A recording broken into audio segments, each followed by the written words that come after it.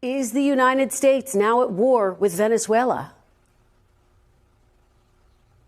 There's not a war. I mean, we are at war against drug trafficking organizations. It's not a war against Venezuela.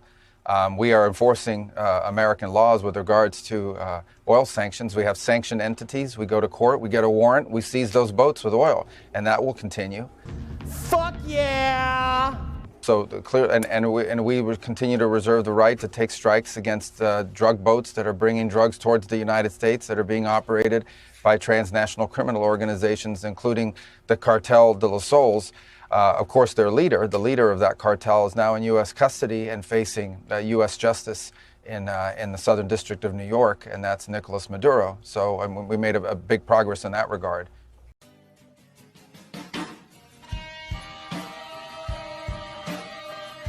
What exactly does Rodriguez need to do to keep U.S. troops out of Venezuela?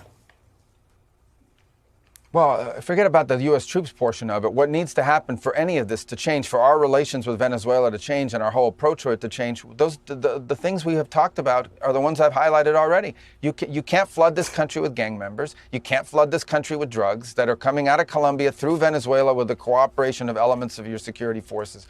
You can't turn Venezuela into the operating hub for Iran, for Russia, for Hezbollah, for China, for the Cuban intelligence agents that control that country. That cannot continue.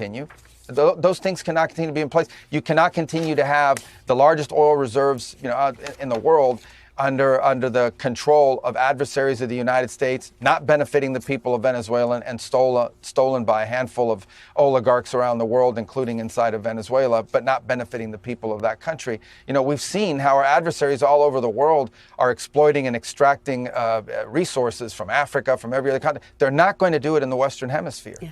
They are not.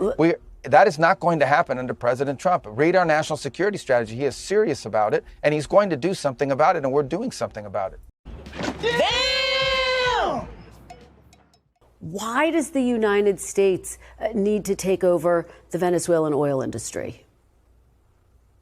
Well, we don't need to. First of all, let me go back up. We don't need Venezuela's oil. We have plenty of oil in the United States. What we're not going to allow is for the oil industry in Venezuela to be controlled by adversaries of the United States. You have to understand, why does China need their oil? Why does Russia need their oil? Why does Iran need their oil? They're not even in this continent. This is the Western Hemisphere. This is where we live. And we're not going to allow the Western Hemisphere to be a base of operation for adversaries, competitors, and rivals of the United States. Have specific oil companies? We also want to see that oil and the proceeds from it.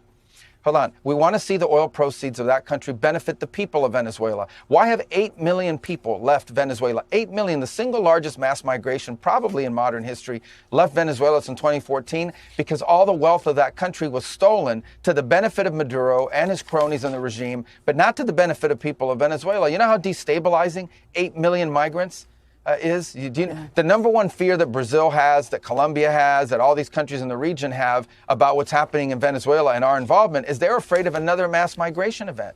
That's what they fear. This is deeply destabilizing stuff. It's not going to continue to happen. They are not going to come from outside of our hemisphere, destabilize our region in our own backyard, and us have to pay the price for it. Not under President Trump.